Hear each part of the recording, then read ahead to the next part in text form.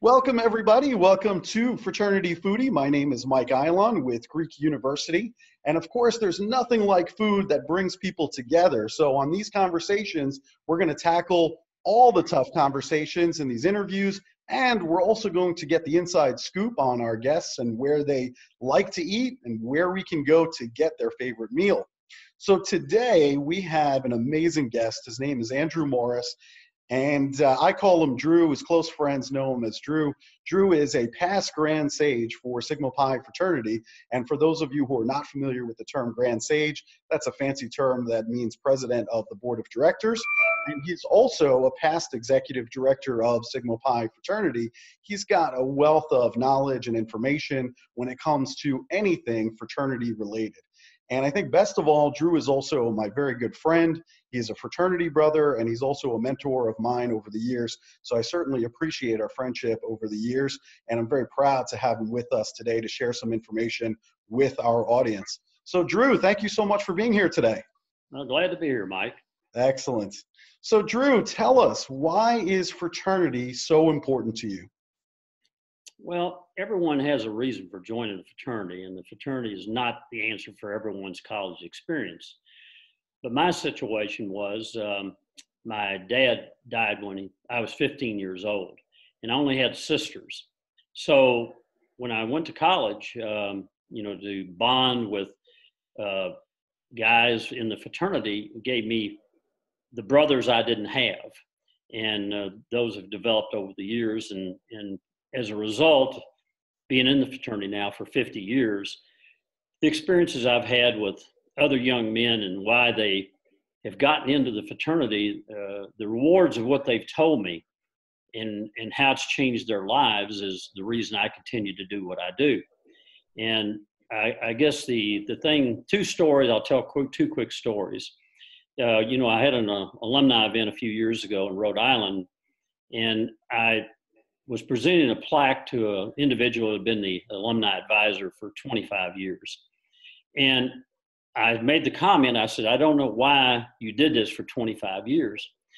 And I wasn't expecting the answer. And he got up and he said, well, I've never told this story before. But he said, I was in my story room when I was a freshman. And, there was a knock on the door. And these two men were standing there and said they wanted me to become a pledge of Sigma Pi. And said, that day I decided that I didn't want to live any longer, and I bought a gun and I was going to commit suicide that night. And because these two individuals knocked on his door, it changed his whole life. He became a member of the fraternity and became a dedicated alumni for 25 years. And he said he owes Sigma Pi his life for that night because he decided he didn't want to go any further. So when you think about the things that the fraternity can do for individuals, and it doesn't do everything that changes everybody's life, but I've met enough people in the fraternity that instances like that. And another one I'll tell you is, had a young man from the Dominican Republic. He was getting ready to graduate, and he came up and put his arm around me and said, Drew, said, you're the man I love and respect because I don't know who my father was. So when people say those things, then you think you're doing the right thing for these young men, just like the fraternity did for me, because I didn't have the guidance of my father, when I was growing up. But when I met these fraternity brothers, they became friends for life. So that's why the fraternity is very valuable, not only to me, but to a lot of people. I appreciate you sharing those stories. That's a really powerful story you just shared. For me, I feel the same way about fraternity. My first 6 months up at the University of Buffalo was a very lonely experience. Really didn't have many friends at all. And I remember calling my dad and saying, hey, I'm ready to drop out of school. Luckily, my father convinced me to stay because I didn't have a place to go outside of college. And then the spring semester, my second semester, that's when I met the fraternity, and I figured out how to interact with over 30,000 students at the University of Buffalo, is to be in this smaller group of 70 men that were my fraternity brothers. And if not for them, I wouldn't be a college graduate. It's very simple. And so I owe the fraternity a great deal, and I appreciate those stories that you shared. Now let's talk about Sigma Pi, specifically within your fraternity, within our fraternity, Sigma Pi. Why is that organization so important to you? Well, I didn't join the fraternity until I was a junior. So I really didn't have that long of an experience being in the chapter. I got in kind of backwards. I'd been rushed by several fraternities over the years, and this young man in the class asked me about coming to an event for Sigma Pi, and I said, sure, I'll come. And he said, okay, it's at this place at this night. And I said, yeah, okay. So I didn't go.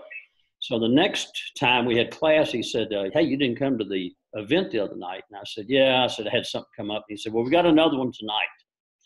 And I'd like for you to come to that. And I said, okay, I'll come to that. And he goes, well, I'm going to pick you up this time. I'm going to make sure you get there. So I ended up going to this event. I did not know one person other than this person in my class. I joined the fraternity my junior year and was never elected an officer in the fraternity. I always had the jobs nobody else wanted, house manager, the different things for homecoming, but they didn't trust me because they knew I was going to make them work. So they always had me do the jobs that nobody else wanted to do.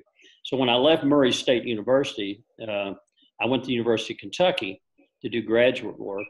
And I started the chapter there and the one at Eastern Kentucky. So that continued my experience in the fraternity after I left Murray State. So that started my career. I started going to conventions, convocations as we call them, met a lot of the old timers from the fraternity and got involved in it. And over the years became a volunteer and stayed with it for 50 years. Yeah, that's amazing. I definitely appreciate that perspective. I think it's important for people to know why you joined. And I think the most important thing that you said there was that this member of Sigma Pi actually came and drove you to that event, picked you up and drove you. And sometimes that's what it takes when you know that somebody could be a great prospective member, is making it easier on them because they probably don't know a lot of people in that organization. And certainly our fraternities, they can be a place that could be very intimidating. I remember when I walked into the fraternity house for the first time in Buffalo, there were big paddles on the wall that were about 6 feet long. And I'm thinking, am I going to be paddled with those things? What are we going to be doing with that? So certainly our fraternity houses, our sorority houses, they can be intimidating places. And I think them picking you up made a big difference there. And now I know that you lost your second wife to breast cancer, and I know that that has affected you deeply as a person. And you also have given some talks on college campuses about that experience, living with her while she had breast cancer. And I've actually heard it at Hofstra University. I thought it was fantastic. The students really liked it that particular day. So what would students expect to hear when they see you on a college campus talking about your experiences with breast cancer and your wife? Well, everybody's on a journey through life, and you don't know what is going to happen today or tomorrow or whatever.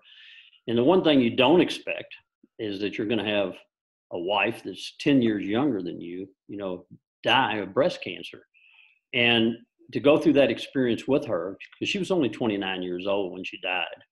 And to watch that from a male perspective, makes you reevaluate your respect for women. Because in our fraternity, we've learned, the respect, we learned in our, when we're initiated in, to respect mother, wife, sister, and daughter.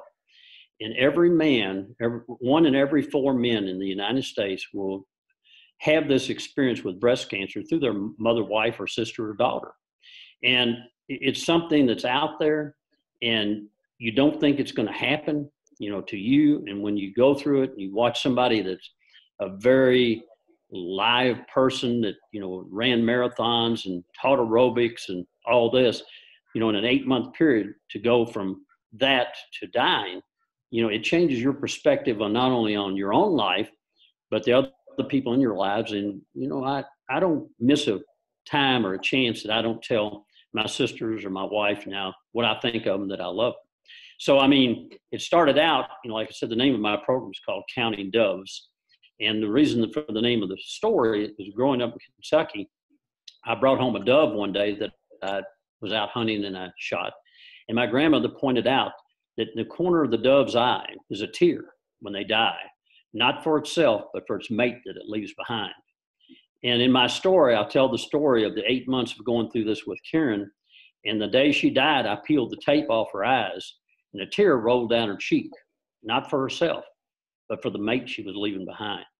So it's an experience that men have to realize, they have to be aware of, and they have to be able to support, when the situation comes up, those members of their family. So that's a program. I've done it across the country at a lot of different universities and for fraternities and sororities, and it's been therapy for me. And men have to realize, anytime you bond yourself with a woman, you may be facing this challenge. Yeah, that's important. And it's great that you're doing that work.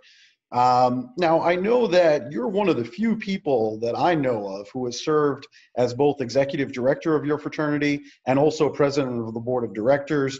One other example I can think of off the top of my head, Ken Tracy, a good mutual friend of ours over at SAE. So how are those positions different, executive director and president of the board? Well, that just goes to show you that Ken Tracy and I are fools. That after going through as being executive directors, we hadn't had enough of it that we'd actually get on the board of the fraternity. This is like going to the dark side.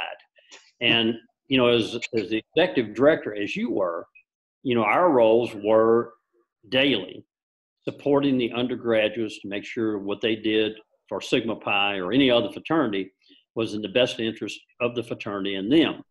And that was the challenges working with them. Once you go from that position to the board of directors, then you're dealing with the rules and regulations of the fraternity that has to go back and deal with the executive director and the students and hold them accountable for what they do. So both were rewarding, but executive director was one where you're trying to move the organization forward. When you're dealing with volunteers, they're looking as the people that work for the fraternity as not employees of the fraternity, but they're employees, and they sometimes don't understand the day-to-day routines you have to go through to protect the organization. Mm-hmm. Okay, that's a good description there. Now, for those of you not familiar with FEA, FEA is the Fraternity Executives Association. And basically what that means is all the fraternities, all the sororities have an executive director. They send this executive director to then go and network with the other executive directors of all the other fraternities and sororities. And they work together collectively to try and solve mutual problems. And which is actually why it's kind of funny when I see fraternities or sororities fighting on a particular campus. That couldn't be further from what happens on a national level, where we're all working together. We all know that we're going to get our potential new members on any particular campus. And so that doesn't bother us. But on a national level, we're working together, which is why I like to see fraternities and sororities working together on a local campus as well. Now, Drew, you were married at an annual FEA meeting. And so I guess my question to you is, why did you choose the FEA meeting as the venue for your wedding? Well, I didn't choose it. The president of the FEA at that time, the Fraternity Executive Association, was a gentleman named Sid Dunn, who was the executive director for AE Pi Fraternity. And we were at Palm Beach down for a for a FEA meeting. And Sid decided that it was time for Rosalind and I to get married. Rosalind and I didn't decide it. Sid decided. So Sid got with the hotel, set up a room for that night for the wedding. He contacted a rabbi he knew in town. He sent us up to Stuart, Florida to get a marriage license in one day. And we pulled off a wedding at the PGA golf course that night with 300 people. We're all in tuxes and dresses and whatever. The women were there from the different sororities. And Sid was able to accomplish a wedding for $84. So it was the cheapest wedding that's ever been held, I think, in the state of Florida. And but I was with all the guys in the FEA and all the people that the fraternity execs that have gone through what you and I have as executive directors. They understand, and they stood up at my wedding. It was an honor to have them there. So thanks to Sid Dunn. And here's the book right here about, there's a story in it about Rosa and I get married. And here, I'll quote what Sid said. To Andy, my friend of long standing and interfraternity brother, you're your best man, Sid Dunn. So again, you mentioned before, I've been married 3 times, but $84 for a wedding. That's pretty good. You got away cheap. So that's You did something for that. oh yeah, absolutely. So speaking of interfraternity, do you have any role models that you admire from other fraternities or sororities over the years? Well, I got in 1980, and I was at the end of the golden age of fraternity execs, because all those men back then had been in for years. They didn't come in as a job. They were there 3 or 4 years. These men were there it was a lifetime job. And so I got to meet all these people that ran these organizations for all these years and made them successful because, through the depressions, the wars, and everything else, these guys held fraternities together, on a very limited budget. There weren't even people in fraternity houses. A lot of the buildings were rented out to, the armed services. But, people like Durwood Owen and George Spazik from Lambda Chi, Durwood from Pi Kappa Phi. Ken Tracy got in when I got in, but, you had Bill Schwartz from Sigma Alpha Mu, and Dud Daniels from Phi Kappa Psi, and Bill Forrester from Kappa Alpha. All these guys were people that I'd read about. I met them. They helped me with doing my job. And it was sort of like pledging, because they came in and they didn't trust that you were going to be able to do the job that the man did before you, but they were helpful in making sure that Sigma Pi was successful, because if we're successful, they're successful. But these guys were absolutely, not only are they idolized by their fraternity, but myself and other people that worked with them, they are what the FEA was.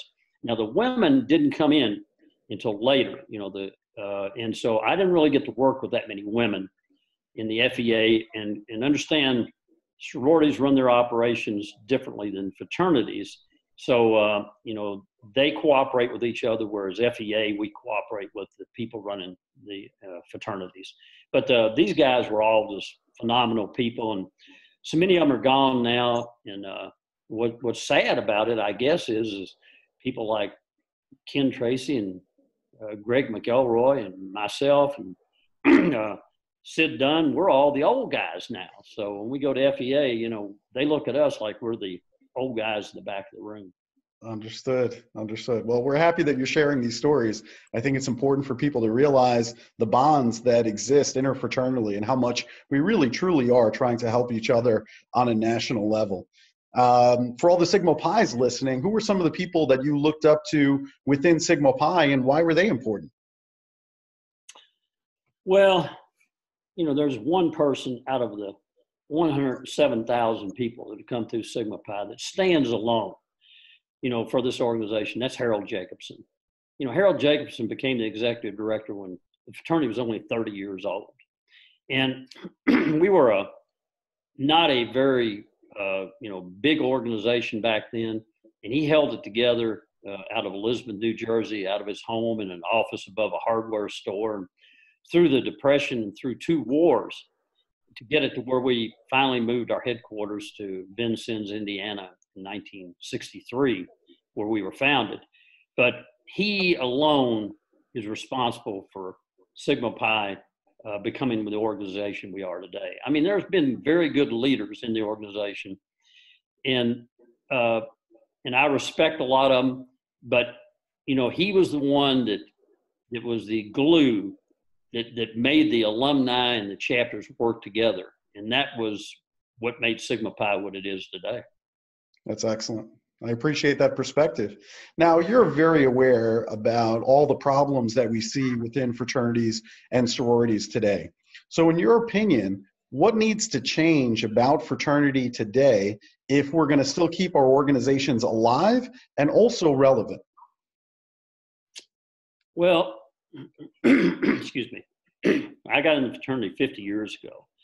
And back then, the people at the universities, the dean of students and the dean of women and whatever, worked closely with the fraternities and sororities because they thought that the organizations were beneficial to the system.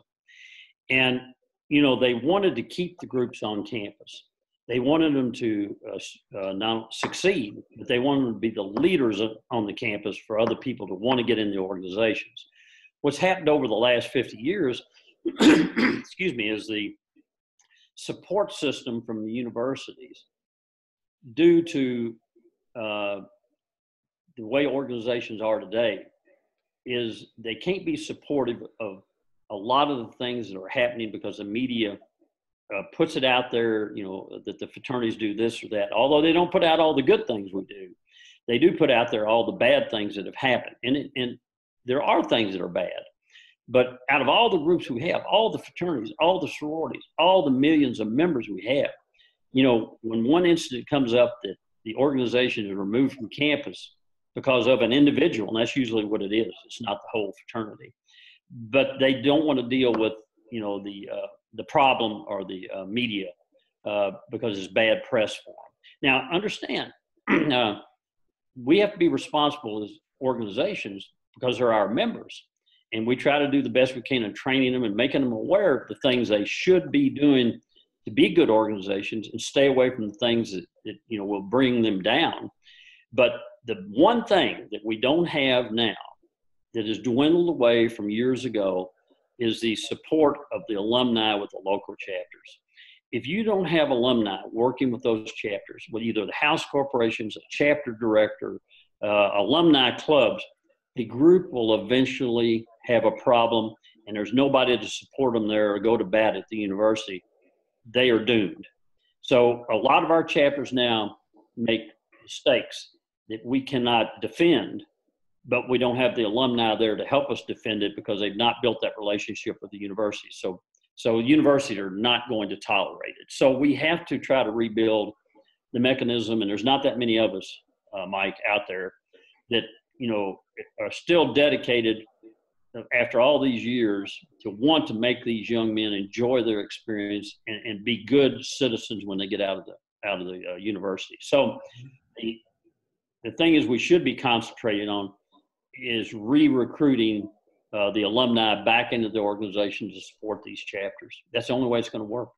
I agree with you. I actually interviewed with a young guy from Alpha Phi Alpha yesterday, and I think the multicultural groups, they do a much better job, in my opinion, of keeping lifetime memberships than IFC fraternities or Panhellenic sororities, because many of our members, they just view it as a 4-year experience. So I agree with you. I think that you and I are kind of rare in that we're dedicating our lives to the success of fraternity and sorority. There are not that many people that necessarily feel that way or actually do the things that we do on a daily basis to make sure that fraternity is successful. And so we have to fix that. We have to somehow meet the alumni where they are, figure out what time and resources they have to give back to the chapter, and then figure out how do we connect them with the undergraduates to make sure that the undergraduates are successful. But you're right. I think the biggest difference that I see from when I pledged 20 plus years ago to today is that back then we had mentors. We had people that would sit in on meetings on a regular basis that were adults that could help us and tell us when we were getting off the track. And today I just don't see that. I see a lot of undergraduate students looking to other undergraduate students that are the same age for advice. And that's problematic. Well, and two, you can drive through the campuses, through the Greek rows. And when you don't see the decals on the windows that they belong to an organization, you don't see them wearing the letters on campus. They don't wear the badges, but they want to be a part of the organization, but they don't want to be identified with a Greek organization because not only does faculty, but other students look down on it. You know, we've lost what the fraternities used to be years ago, that we were a group that people were proud to be a part of. And, you know, and anymore, you got politicians that will not mention they're in a fraternity, because people will look down on them that, you know, that what they might or might not be. And, you know, I went to a dinner just like you did over at Arkansas, and Governor Mike Beebe, who's a Sigma Pi, he's out of office now, his opening remarks at the dinner was, I would not be what I am today if it were not for Sigma Pi. And we're sitting there with presidents of universities, military people, the people that run Walmart, and you got a guy that if thinks enough of the organization, what he got, he will stand up and make this statement that he is what he is today because of Sigma Pi. The guy got something out of it, but people are afraid to say it. Yeah, that's pretty rare. I remember how awestruck I think we all were in the audience to hear that, especially given who the audience was, leaders all throughout Arkansas, whether it be military, business, whatever. And here we are, a couple of fraternity men saying, wow, did he just say that? Right. That was remarkable. There's no question about that. Now, I know your wife, Rosalind, she's been a huge supporter of Sigma Pi and I think a huge supporter of fraternity over the years. I was just curious, what does she think about your lifetime of adventures with fraternity? Well, Rosalind's in the other room, and she can hear what I'm about to say. But Rosalind will say that I'm married to two. You have 3 wives. I have 3 wives. The 2 wives, sorry. 2. I'm sorry, 2 wives. I didn't know about the other one. Anyway, Who's the other one? fraternity and her, and I live with her, but I'm married to the fraternity because I spend all my time going and traveling and talking and whatever.